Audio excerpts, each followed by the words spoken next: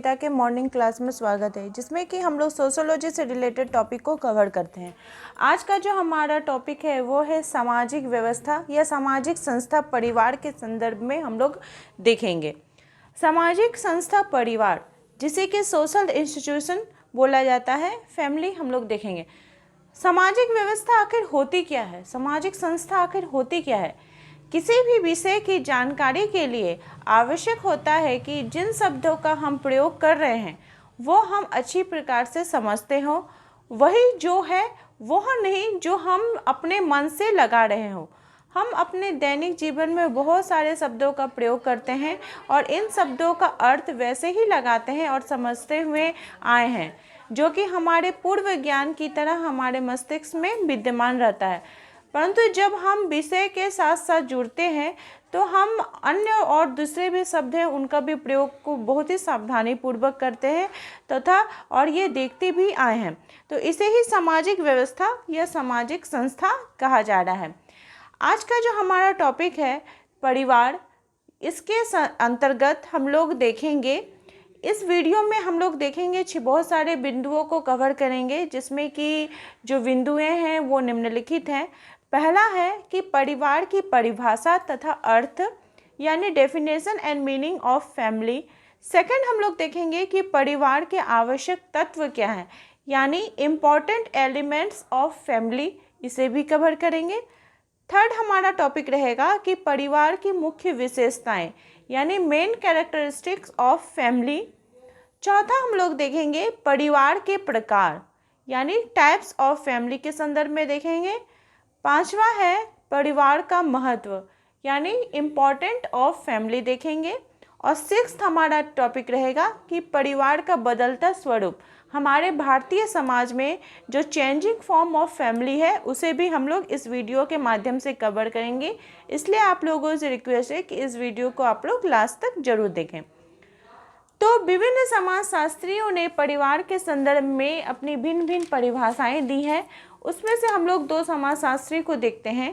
पहले है आर्गमन तथा नेमकॉफ। उनके अनुसार परिवार पति पत्नी का बच्चों सहित अथवा थोड़ा बहुत स्थायी संघ होता है, या हम कह सकते हैं कि एक स्त्री या पुरुष का अकेले ही बच्चों के साथ रहने वाला एक संघ है।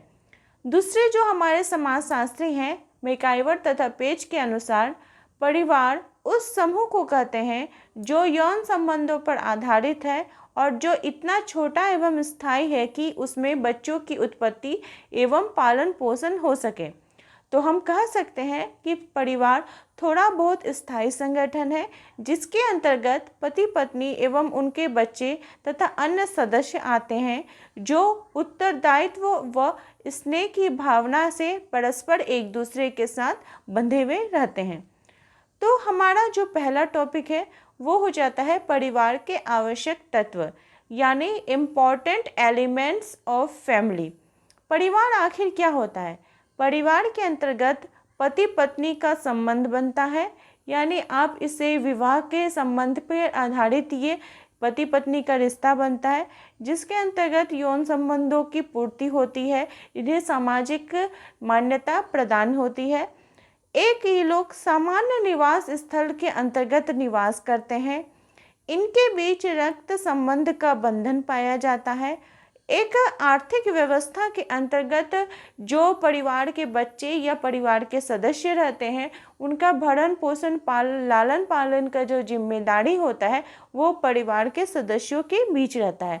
साथ ही साथ वंश नाम की जो प्रणाली है, जो वंशावली है, वो भी प्रक्रिया जो है वो प्राचीन काल से चली आ रही है।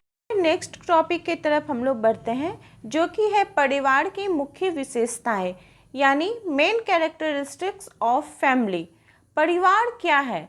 तो परिवार एक सार्वभौमिक संस्था है या सार्वभौमिक व्यवस्था है, जो अब भारत के या किसी भी देश के कोई भी समाज को ले ले उसमें आपको यह देखने को मिलेगा ही। साथ ही साथ परिवार का जो आकार होता है वो एक सीमित आकार का होता है। कुछ सदस्यों का समूह के अंतर्गत परिवार का गठन होता है। इसमें रचनात्मक व शिक्षणात्मक प्रभाव देखने को मिलता है। सामाजिक संरचना में यह एक केंद्रीय स्थान है, क्योंकि परिवार नहीं रहेगा तो बच्चे का लालन पोषण संभव नहीं है। बच्चे की जो प्रथम पाठशाला है वो परिवार ही है। परिवार के अंतर्गत ही बच्चे का भरण पोषण होता है, उसकी पहली जो अपनी प्रारंभिक शिक्षा है वो मिलती है। साथ ही साथ ये एक भावनात्मक आधार है। भावनात्मक आधार से तात्पर्य यह है कि लोग एक दूसरे से भावनात्मक रूप से जुड़े रहते हैं, वो एक दूसरे के सुख दुख के सहयोगी होते हैं। साथ ही साथ ये एक सामाजिक नियंत्रण की भी व्यवस्था है, क्योंकि परिवार के सदस्यों के ऊपर परिवार के ऊपर नियंत्रण रहता है। वो अपने परिवार के अहित के लिए कोई भी कार्य नहीं करेंगे, वो ऐसा नहीं करेंगे जिससे कि उनके परिवार के सदस्यों को हानि हो, उनके मान सम्मान को ठेस पहुँचे। साथ ही साथ सदस्यों के उत्तरदायित्व की एक भावना होती है जो कि असीमित रहती है। सदस्य का उत्तरदायित्व पूरा वहन करना पड़ता है और सामाजिकरण में यह सहायक होता है। परिवार के अंतर्गत ही लोग एक दूसरे के साथ समायोजन करना तथा समाज में किस प्रकार से वो उसको चलना है, यह परिवार के अंतर्गत ही उसे देखने को मिलता है। साथ ही साथ परिवार की जो प्रक्रिया है एक प्रक्रिया के अंतर्गत चलती है और परिवार जो है वो एक निर्माण का आधार इसे माना जाता है। हमारे नेक्स्ट टॉपिक की ओर बढ़ते हैं, परिवार के प्रकार। परिवार के प्रकार यानी टाइप्स ऑफ फैमिली को मुख्यतः 6 भागों में बांटा गया है। वे 6 भाग कौन कौन से हैं? वंश के आधार पर, विवाह के आधार पर, सत्ता के आधार पर, संबंध के आधार पर, स्थान के आधार पर तथा सदस्यों की संख्या के आधार पर परिवार के प्रकारों को बांटा गया है। वंश के आधार पर अगर हम देखते हैं तो इसे 2 भागों में बांटा गया है। पहला है मातृवंशीय परिवार, दूसरा है पितृवंशीय परिवार। मातृवंशीय परिवार किसे कहते हैं? इस परिवार में वंश परंपरा माता से चलती है और ऐसे परिवार में माता का ही महत्व होता है। जैसे कि मालाबार के नायर लोगों में अगर देखा जाए तो इस प्रकार के परिवार आपको देखने को मिलेंगे। पितृवंशीय परिवार में जो वंश परंपरा है वो पिता से चलती है और पिता के वंश का महत्व होता है। भारत के उत्तरी पूर्व जो भाग है यानी उत्तरी पूर्व के भारत में जितने भी लोग रहते हैं उनमें पितृवंशीय परिवार की जो परंपरा है वो देखने को मिलती है। सेकंड है जो परिवार के प्रकार का आधार, वो है सत्ता के आधार पर। सत्ता के आधार पर अगर बात की जाए तो इसे पितृसत्तात्मक तथा मातृसत्तात्मक परिवार के रूप में बांटा गया है।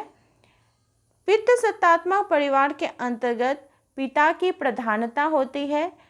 सत्ता यानी अधिकार, जो शासन हुआ, इसमें पिता होता है वो सर्वसर्वा होता है।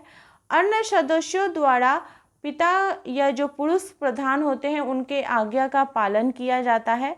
भारत के अधिकांश जितने भी परिवार हैं उसमें पितृसत्तात्मक परिवार ही देखने को मिलते हैं। मातृसत्तात्मक परिवार के अंतर्गत माता की संपत्ति पर अधिकार रहता है। संपत्ति माता से पुत्री को अथवा स्त्री के भाई को प्रदान की जाती है, उस पर अधिकार रहता है। माता की प्रधानता जो होती है वो सर्वशर्या होती है और असम की खासी जनजाति तथा मालाबार की जो नायर जनजाति हैं उसमें मातृसत्तात्मक परिवार देखने को हमें मिलता है। थर्ड है परिवार के प्रकार की बात की जाए तो स्थान के आधार पर इसे भी 2 भागों में बांटा गया है। पहला है पितृस्थानीय परिवार और दूसरा है मातृस्थानीय परिवार। पितृस्थानीय परिवार के अंतर्गत पत्नी का पति के घर में रहना पाया जाता है। अगर हमारे समाज की बात की जाए या आधुनिक समाज की बात की जाए तो हमारा जो आधुनिक गतिशील समाज है उसमें इसी प्रकार के परिवार पाए जाते हैं और हमारे समाज में भी यही नियम जो है वो प्रचलित है।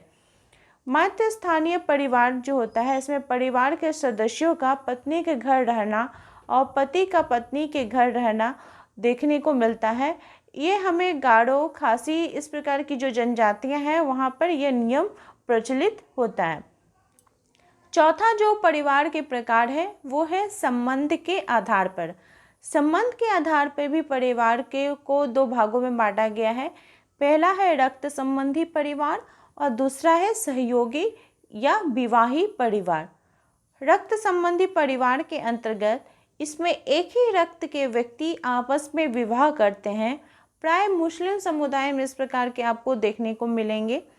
और सहयोगी या विवाह परिवार जो होते हैं उसमें अंतर्गत हमें अलग अलग रक्त के व्यक्ति पति पत्नी के रूप में हमें देखने को मिलते हैं। अब हमारा 5वां पॉइंट है वो है सदस्यों के संख्या के आधार पर।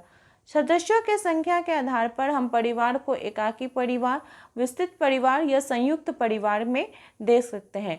एकाकी परिवार के अंतर्गत माता पिता तथा उनके जो अविवाहित बच्चे हैं वे आते हैं। विस्तृत परिवार में 1-2 पीढ़ी से अधिक लोगों का जो समूह होता है वो देखने को मिलता है। साथ ही साथ संयुक्त परिवार में भी हमें 1-2 पीढ़ी के जो लोग होते हैं, जो परिवार होते हैं, उनको भी हमें देखने को मिलता है। 6 नंबर है हमारा विवाह के आधार पर। विवाह के आधार पर भी जो परिवार का प्रकार है उसे 2 भागों में बांटा गया है। पहला है एक विवाहित परिवार और दूसरा है बहुविवाही परिवार।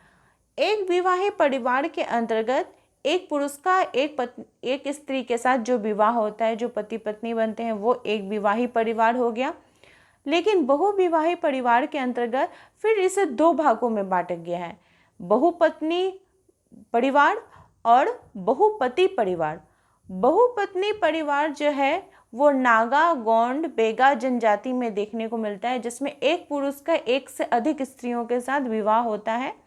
बहुपति विवाहित परिवार हमें प्राय उत्तरांचल क्षेत्रों में एवं जो खासी एवं नीलगिरी की जो टोडा जनजाति है उसमें देखने को मिलती है, जिसमें एक स्त्री का एक से अधिक पुरुषों के साथ विवाह होता है। जिसमें प्राय ऐसा देखा गया है कि एक परिवार में अगर कहीं 4 भाई हैं या 5 भाई हैं तो उन 5 भाइयों का विवाह एक स्त्री के साथ होता है। ये उत्तरांचल, खासी एवं जो नीलगिरी की जो पहाड़ियाँ हैं और वहाँ की जो टोडा जनजाति है उनमें देखने को मिलती हैं। इसी के अंतर्गत फिर क्या हो जाता है, 2 प्रकार के परिवार आ जाते हैं। एक भातृक विवाही परिवार जिसमें एक ही परिवार के सब भाइयों के साथ विवाह होता है, और एक अभातृक परिवार जिसमें अलग अलग पुरुषों के साथ विवाह होता है। नेक्स्ट हमारा टॉपिक है कि परिवार के कार्य एवं महत्व, यानी function of and importance of family. परिवार के कार्यों की बात करें तो परिवार में मुख्यतः 2 प्रकार के कार्य देखने को मिलते हैं। पहला हो गया प्राथमिक कार्य, जिसे मौलिक कार्य भी बोला जाता है, और दूसरा हो गया आपका द्वितीयक कार्य। मौलिक कार्य के अंतर्गत, प्राथमिक कार्य के अंतर्गत हमें प्राय देखने को मिलता है कि जो यौन इच्छाओं की पूर्ति के लिए, यानी यौन इच्छाओं की पूर्ति के अंतर्गत जो संतान उत्पादन हो गया, प्रजाति तत्वों की निरंतरता हो गई, ये प्राथमिक कार्य के अंतर्गत आ जाएगा। साथ ही साथ सदस्यों में मानसिक रूप से वे निश्चिंत होते हैं, उनके आपसी प्रेम की भावना रहती है। बच्चे का सामाजिकरण बनाना, उन्हें महत्वपूर्ण बातें सिखाना, ये प्राथमिक कार्य के अंतर्गत होते हैं। भोजन का प्रबंध करना, पालन पोषण करना और वस्तुओं का प्रबंध करना, ये सभी कार्य जो हैं वो प्राथमिक कार्य के अंतर्गत आते हैं। द्वितीय कार्य के अंतर्गत हमें प्राय देखने को मिलता है जितने प्रकार के शैक्षणिक कार्य हो गए, सांस्कृतिक कार्य हो गए, धार्मिक कार्य हो गए, आर्थिक कार्य, सामाजिक कार्य एवं राजनीतिक कार्य, ये जितने कार्य हैं वे द्वितीय कार्य के अंतर्गत आते हैं। हमारा लास्ट टॉपिक है कि परिवार का बदलता स्वरूप, यानी चेंजिंग फॉर्म ऑफ फैमिली। तो ये प्राय मुख्यतः हम लोग को देखने मिलता है 4 रूपों में। पहला हो गया आर्थिक कारण, दूसरा हो गया सामाजिक कारण, तीसरा हो गया राजनीतिक कारण एवं चौथा हो गया दार्शनिक कारण।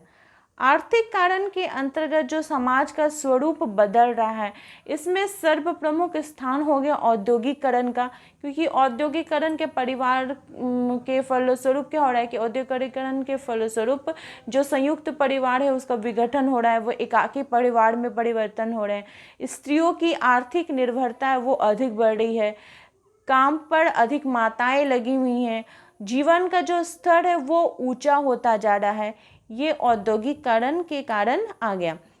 और दूसरा हो गया सामाजिक कारण। सामाजिक कारण जो परिवार के स्वरूप को प्रभावित करते हैं, इसमें जनसंख्या की गतिशीलता, स्त्रियों की उच्च शिक्षा, नगरीकरण, व्यवसायिक मनोरंजन, युवा वर्ग में क्रांति, ये हमें सामाजिक कारण के अंतर्गत देखने को मिलते हैं। राजनीतिक कारण में माता पिता पर राज्य की प्रभुसत्ता, स्त्रियों की राजनीतिक मताधिकार, इस प्रकार के कारण हमें राजनीतिक कारण में देखने को मिलते हैं। साथ ही जो दार्शनिक कारण है, इसके अंतर्गत विवाह जो है वो एक धार्मिक संस्थान है, धार्मिक आधार है, इसका क्या हो रहा है, हमें कहीं कहीं पतन भी देखने को मिल रहा है। भौतिकवादी या जो व्यक्तिवादी विचारधारा है वो बहुत ही ज़्यादा बढ़ गई है। नैतिकता का जो प्रतिमान है उसके अंतर्गत नित्य नए परिवर्तन भी हमें देखने को मिल रहे हैं। तो आई होप आप लोगों को परिवार का जो टॉपिक है ये अच्छे प्रकार से समझ में आ गया होगा। अगर आपको ये क्लास हेल्पफुल रही है तो प्लीज़ आप अपने दोस्तों से ज़्यादा शेयर करें तथा मेरे चैनल पर नए हो तो प्लीज़ सब्सक्राइब करें। अगर आपके कोई भी क्वेरीज है तो प्लीज़ मुझे कमेंट करके भी बताएं। मेरे चैनल के साथ बने रहने के लिए आप सभी का धन्यवाद।